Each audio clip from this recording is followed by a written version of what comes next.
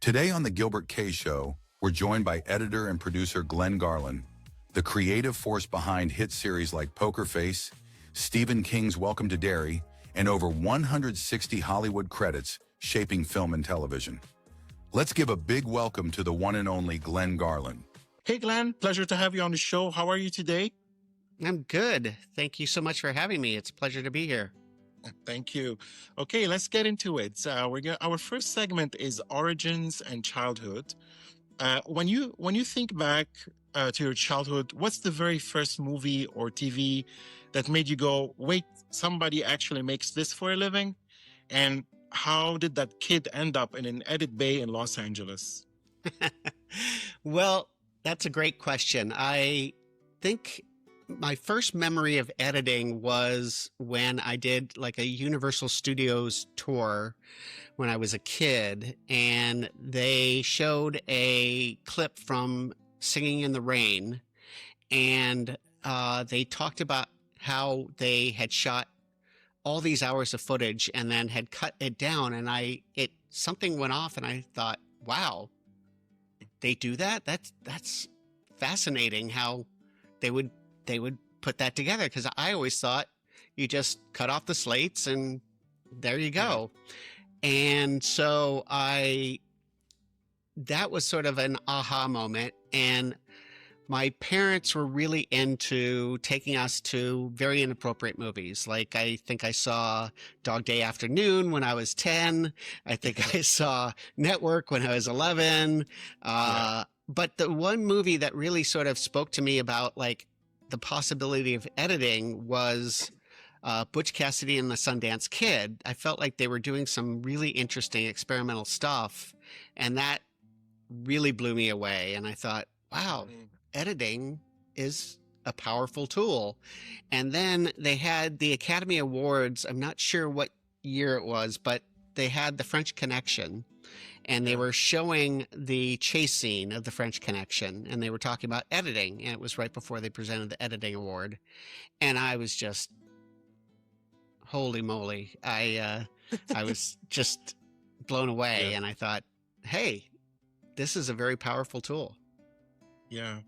So were you involved? So were your parents in the film industry or creative? Not at all. In fact, my dad was an ophthalmologist, and for the longest time, I thought I was going to be an ophthalmologist. I worked in his office, and I was sort of like, oh, I'll take over his practice when I get through college. And then I got the bug. I took a film class in high school and was like, this is it. This is what I want to do. Of course, my dad was completely flabbergasted. He was like, you're going to be a starving artist. You don't want to do this. This is insane. Stop. You get your head on straight. You love watching movies. You don't want to be making movies and living in a rat-infested apartment and shooting up drugs because you can't survive. And I was like, no, I'm gonna do this. I'm gonna apply to film school. And so to his credit, he said if I get a business minor that he will continue to support me. And I was smart enough to go, okay, well, I'd prefer that than to get a bunch of student loans and try to survive that way. Yeah. That's amazing. So when you were a kid, were you always cutting things on VHS or early computers? Were you involved in that? Because I had some guests that were like shooting stuff and then patching stuff, and when they were kids, did you have this opportunity? Or? I didn't do that too much. I would shoot films on my dad's Bolex film camera, and I would cut together some fun little movies, but I wasn't thinking so much in terms of editing. I was thinking in terms of maybe directing, maybe writing, maybe shooting. But editing was always a fun part of the process. And I would take the Super 8 films and I'd cut them and put on the tape and all that sort of thing. So I wasn't doing it so much with VHS. When I got to film school, we were using some Grass Valley switchers and things like that. And we used some other kind of very rudimentary video editing systems that you do your cut, and then 12 frames later, it would actually do the cut. And it was very frustrating because it was not frame accurate. But I did not really get the bug until film school. Wow. Okay. So you studied at USC, which is a serious film school launchpad. When you arrived there, did you know that you wanted to be an editor, or did you try everything, writing, directing? No, I thought that I was going to be a writer-director who maybe what I would do is either shoot or edit until I became a writer-director. And in film school, I was sort of doing a track that I would be shooting a lot of people's films, and I'd also be editing a lot of people's films.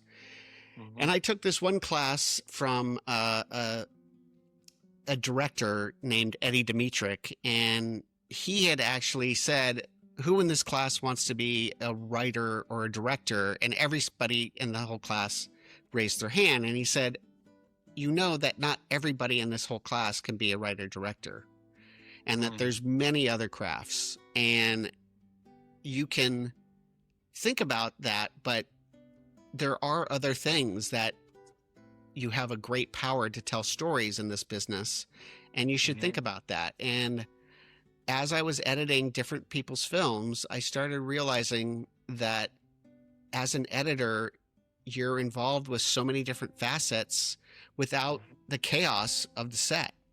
Like, I would sometimes go to the set and we didn't have props that I had wanted, didn't have enough film, had to use short ends, was constantly dealing with issues. Whereas with film, with editing, I could have exactly what I had, the parameters. I had what I had, and I had to make it as good as I possibly could with what I had, rather than dealing with this problem or that actor or whatever. And so, and believe me, I very much respect actors, but it's a much harder thing than you have the performance that you have, find the very best take and go from there. And so I became very much interested in editing, and I shot this one short film, and my camera op, he basically said he wanted to be a producer, and I said, well, what I think I'm gravitating more towards is editing. And lo and behold, a year later, he said, I've got this film that I'm producing. I can't pay you. It's going to be really low budget. I'll give you, back end, but if you want to edit it, I can recommend you to the director. And so while I was in film school, at night and on the weekends, I was cutting my first feature. Wow. That's very inspiring. So some directors say you write the film when you write the script, and then when you write the film, when you shoot it, and then when you edit it. What do you think about this statement? I agree, because with editing, you are rewriting with images and with performance.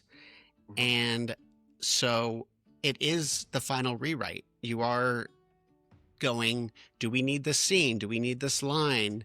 How can we get into the scene as efficiently as possible? How can we get out of the scene as efficiently as possible? We don't need people to walk into the room and then walk out. We can figure out ways to really have punch to our transitions. And so I feel that editing and writing is very close. And I think that when I do write, editing is very much on my mind.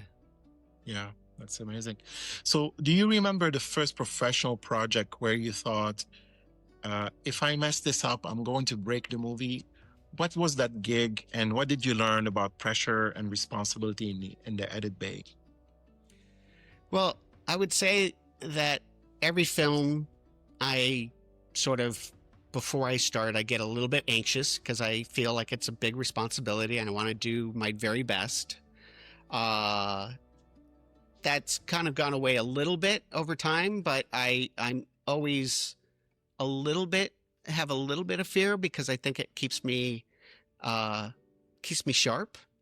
But Yeah. I would say my first gig, which I was telling you about, it was this movie called Human Error, and the name of that movie is accurate. It was like a human error, but it was shot on 35. I had never cut on 35, and I had only been dealing with 16 or video editing on these Grass Valley things.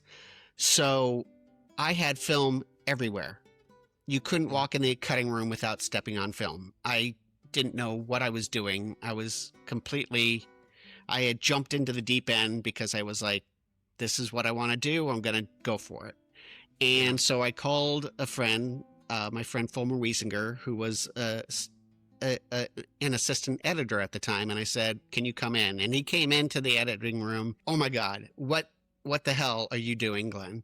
And so he showed me how to organize the film, and we got it all organized. And then when the director came in and saw that it was all organized and that I knew how to edit, I just didn't know how to organize. Then he did not fire me, but I thought I was definitely going to be fired and I was never going to work again. So I think that there's a lot of money put into these projects. And so you always feel a responsibility to give 110%. And so there is always a little bit of fear, but the more that you start playing with the material, the more you get used to it and the more that fear goes away. Yeah, that's great. So we're going to take a break, our first break, and we're going to play a game, This or That. And it's a rapid fire game for the audience to get to know you. Are you ready, Glenn? Yes. Okay. I think. And you can say there are options. You can say both instead of one of them. But so we'll see how it goes. Slow burn suspense or big jump scare payoff? Slow burn suspense. Cut on action or let the shot breathe and linger? Both.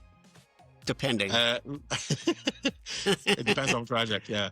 Lock picture early or endless tiny tweaks until the deadline? Probably somewhere in the middle. Yeah, because I think locking early, I'm not sure if I agree with that, but and I constantly want to finesse and make it as good as possible, but it can go on too long. Yeah, that's true. Character-driven drama or high-concept genre chaos? High character drama. Working with tons of coverage or very precise, limited setups? Working with tons of coverage. Notes from directors or notes from test screenings? Notes from directors. Peacock mystery like Poker Face or Stephen King horror like Welcome to Derry?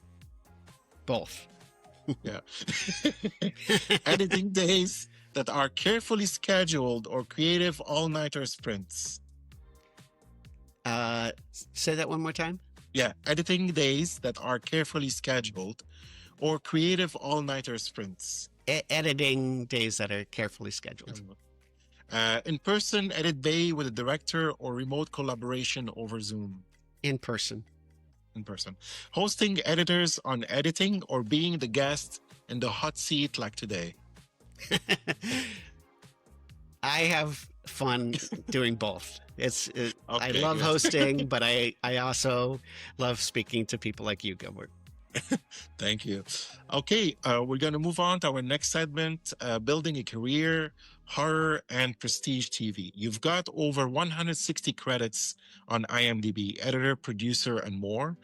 When you look at that long list, what's the through line only you can see that connects everything from early work to Poker Face and beyond? Well, for me, it's always about story, and it's about making the audience feel something. It's about really making people relate to the characters in the film. And the way that you're able to do that is sometimes working with filmmakers who have very strong visions, like a Rob Zombie or a Ryan Johnson or an Andy Muschietti or Quentin Tarantino or Dana Gould even, so there's so many different, but I've always been really attracted to these filmmakers who have a very strong voice, because if you have a strong voice and you're telling a compelling story, you're going to make the audience feel something. And I think the most important thing is to make the audience feel. And so that's what my goal is when I'm looking for a project. That's great. You've got very different tones from the offbeat King of California to Rob Zombie's horror films like The Devil's Rejects, Halloween, and The Haunted World of El Super Bisto. What changes in your editing brain when you're jumping between dark comedy, gritty drama, and hardcore horror? Well, I would say that if the audience believes what's on the screen, if they're not pulled out, if they feel that it's real, then it works. Like if you're cutting a comedy, if you cut the broad stuff, it's not funny. You want to anchor it in reality. And the same thing with suspense, the same thing with horror. It's all about making the characters feel as real as possible and making the situation feel as real as possible. And then people will believe it. Okay, great. So Glenn, do you have like a formula for writing? There are several formulas you follow in editing. Is it the same concept, or it depends on the project? But what's your take on that? I don't have a formula. I think that you let the footage speak to you. You let the actors speak to you. I think that sometimes if you try to impose a formula, then it becomes too rigid and it doesn't speak to the audience. An actor might play it much different than you had expected.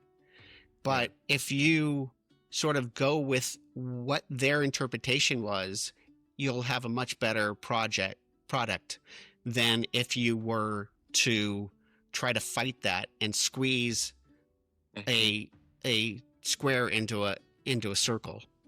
Yeah. Okay, great answer. On Poker Face, every episode is its own mini movie with a murder mystery, character arc, and twist. As an editor, how do you design that rhythm so it feels like a satisfying feature every week, but still part of one big Natasha Lyonne, Ryan Johnson universe?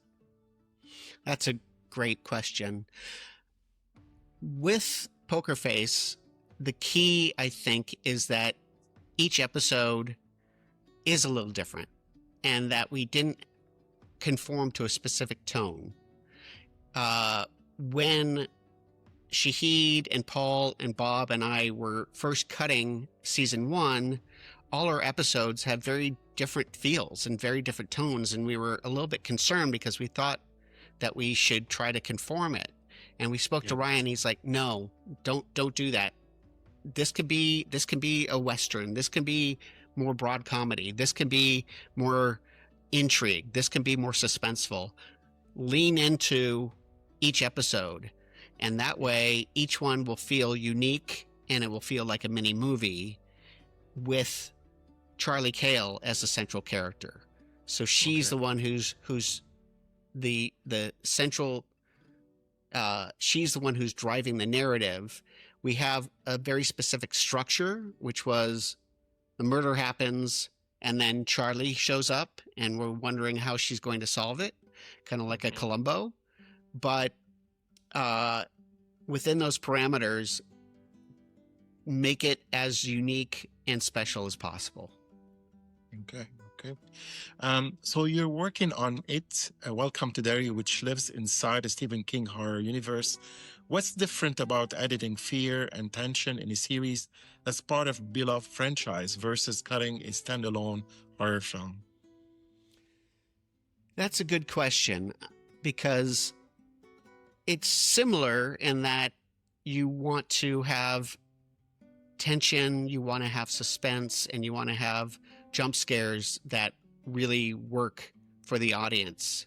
But with a film, you're dealing with 3 acts, and your momentum is all geared towards wrapping it up in a very tight bow in a very short period of time. Whereas with series, you're really getting a little bit more in depth in the character. And so a lot of it is really kind of going, okay, people want to learn more about these people and their lives beyond this particular situation.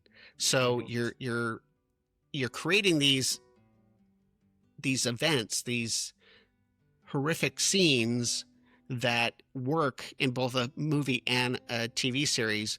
But with a TV series, you're delving much deeper into character. Yeah, got it. So you're part of a Doomed, the untold story of Roger Corman's The Fantastic Four. That's a film about a movie that basically that's a film about a movie that basically never officially came out.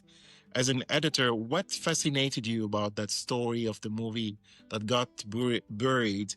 And did it change how you see the business side of filmmaking? Yeah, So I edited The Fantastic Four for Roger Corman, and we thought that we were making this very beloved comic book movie, and we were very excited. We knew that we had none of the resources that other bigger movies had, but this was also before comic book movies had taken off, before superhero movies became big. And so we just put our heart and soul into it, and we worked as hard as we possibly could with the very small budget that we had. And we got more and more excited because as we got closer to our release, there was a lot of excitement throughout all of Hollywood and beyond for this movie to come out. And then for it to have been shelved was heartbreaking.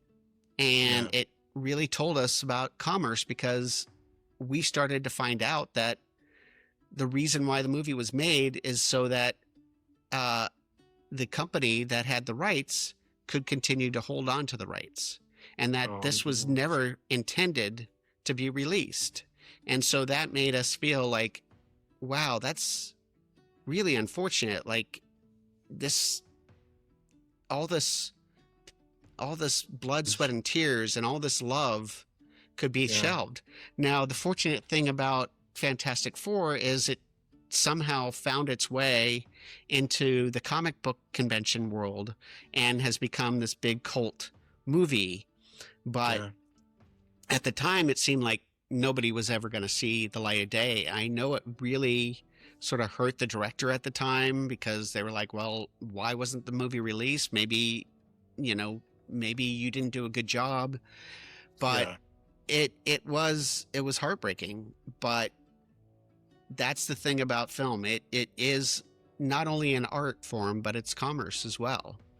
That's and true. Some of these studios, they'll just go, well, it will be better if we write this off than release it. And it's sad and it's unfortunate, but it is a business as well. Yeah. Is it because probably the people, they weren't ready for this kind of movies at that time? Maybe it's the timing, probably. I think part of it was that. Part of it was that I don't think that Marvel or Baron Eichinger, do Constantine, had any intention of it seeing the light of day, because it was so low budget.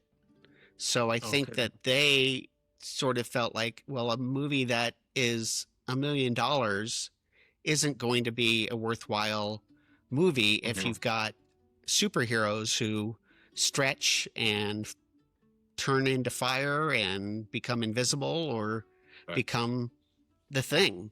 And so I think that they just didn't have the faith in it, but it has lived on. Wow. That's amazing. Okay, we're going to take a final break, and we're going to play a game, True or False, and it's time to test some facts about your life and career. Are you ready, Glenn? I am ready. True or false, the best compliment an editor can get is, I didn't notice the editing. True. True or false, on a show like Poker Face, the episode lives or dies in the edit bay more than on set.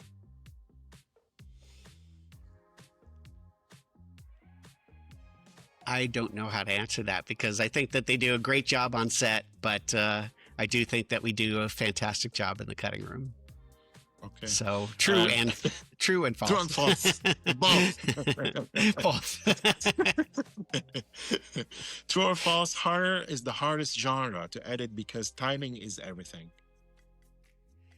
I wouldn't say it's the hardest genre, but I would say that timing is really key, and I would say that it is one of the hardest genres to edit. So true or false? True, but true. True or false, with 167 credits, you still feel like you're learning something new on almost every project. True. And true or false, a great editor can save a bad performance, but not a bad story. True. True or false, doing the editor on editing podcast has made you a better editor and producer. True. True or false, young editors today have it easier because the technology is so powerful. False. True or false, you've learned more from mistakes and problem projects than from the smooth, easy gigs. True. And true or false, in TV, speed is more important than perfection. False. And finally, true or false, no matter how big the show, Welcome to Derry, Poker Face, anything, the job as its core is still the same. Tell the clearest, most emotional story possible. True. Very true. And we're going to move on to our final segment, editors on editing and advice. You host Editors on Editing, where you talk with some of the top editors in the world, from Babylon to Glass Onion to Stranger Things. What made you say editors need their own spotlight, and how has hearing everyone else's process changed your own? Great question.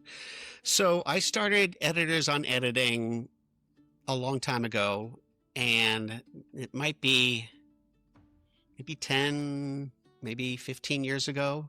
And at that time, there were very few people who were editors interviewing editors. And it would mostly be people who would ask the editor, what was it like to work with Brad Pitt? Is he a nice guy? What's the budget? You know, how many days did you have to shoot? It was not about editing. And I remember telling Jenny McCormick over at ACE, we need to have editors interviewing editors. And she said, okay, great, Glenn, go do it. And I said, not me. I'm not an interviewer. She's like, but you just said we want editors to interview editors. You're an editor. This is your idea. I think you should run with it. And it terrified me, but I did my first one, and it went pretty well. And I thought, okay, this is something that I'm going to embrace. And so I started embracing it. And there are so many interesting things because you can edit a scene 500 different ways. And it's really fascinating to hear different people's process, and that there's no one right way, but there's different techniques that people use to really get at what would be the best way of telling the story. So I love it when an editor will give me a little tidbit that just blows me away. Like, oh, I play the scene backwards sometimes just to see if that throws me off and makes me look at the scene in a different way. So those types of things have made me a better editor, I'm sure. After all these episodes of editors on editing and all your own work, if you had to pick one thing that separates a good edit from a great, unforgettable edit, what would it be? It would be doing an edit that juxtaposes two things that have a greater whole. Like doing an edit that sort of really speaks to not just the editing process, but actually elevates the story in a way that helps tell people that the form is equaling the content, where the edits are sort of giving you the interior state of the characters, so that the edits make you feel what the characters are feeling, because maybe they're very anxious and the cutting pattern makes you feel anxious because the character's feeling anxious, or maybe it becomes disjointed because they're feeling disjointed. So the editing really sort of speaking to who these people are on screen. Yeah, that's amazing. So just a follow-up question. Do you usually have couple edits? Like, do you have different versions of edits? Or actually depends on the timing and on the project, but do you like to have more than one edit just to have like some options? Well, when I'm cutting, I definitely will find 2 or 3 performances that I think are really great for a particular line, and I'll just lay them on the timeline so that I put all 3 on top of each other, and then I choose the one that I think is the best. So in that way, I am doing different versions. Sometimes I'll look at a scene and go, this is the most straightforward way to do it, and I want to experiment with not doing it so straightforward. And so I'll have that off to the side so I can show the director or showrunner, look, this is how I think the scene can be cut, but here's another way to look at it. So I'm constantly trying to do that if there's something that comes up in my head that speaks to me. Okay, great. Okay, for a young person watching this in their bedroom, cutting TikToks or short films on a laptop, what's your real world roadmap from I love editing to I'm cutting shows like Poker Face and producing my own projects? I would say just keep doing what you love and have a roadmap as to where you want to be.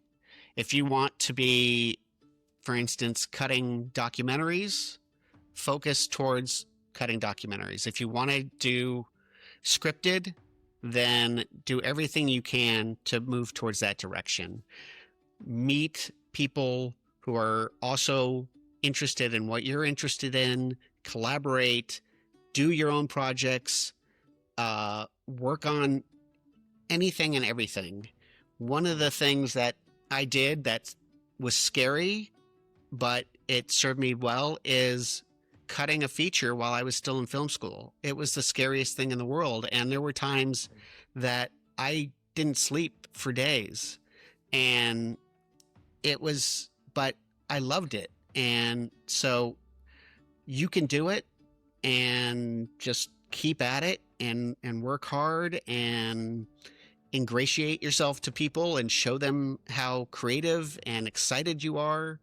And just, we are so lucky and blessed to be able to work in this industry. Just realize that there's much easier ways to make money. What we're doing is we're crafting love and stories that speak to people. This is one of the oldest art forms. People have been cavemen were telling stories around a campfire. Just go out there and do it. That's amazing. So, and finally, when people talk about Glenn Garland years from now, your work on Poker Face, Welcome to Derry, the horror films, and editors on editing, what's the one sentence you hope they say about what you brought to storytelling? That he loved what he did, and that he took everything and gave it 100% to make people feel the essence of each and every scene that he worked on. That's great. Glenn, we're nearing the end of the show. That's all, folks. Thank you for watching. Glenn Garland, everyone. Thank you, Glenn. Thank you. It was my pleasure. Thank you so much.